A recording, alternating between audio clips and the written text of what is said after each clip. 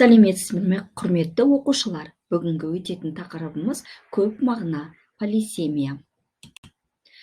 Сөздің көп мағынасы сөздің басқа сөздермен тіркесіп, екі не одан да көп мағынаға ие болуы. Көп мағыналы сөздер бір түбірден жасалады, әрі бір сөз табына жатады.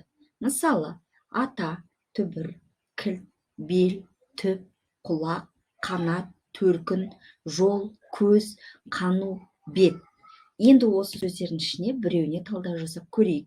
Адамның басы, дене мүшесі, судың басы, су басталатын жер, сөздің басы, әңгіменің басталған жері, таудың басы, таудың ең төбесі, шыңы, таяқтың басы, бір нәрсенің ұшы, балтаның басы, құрал сайманның жүзі.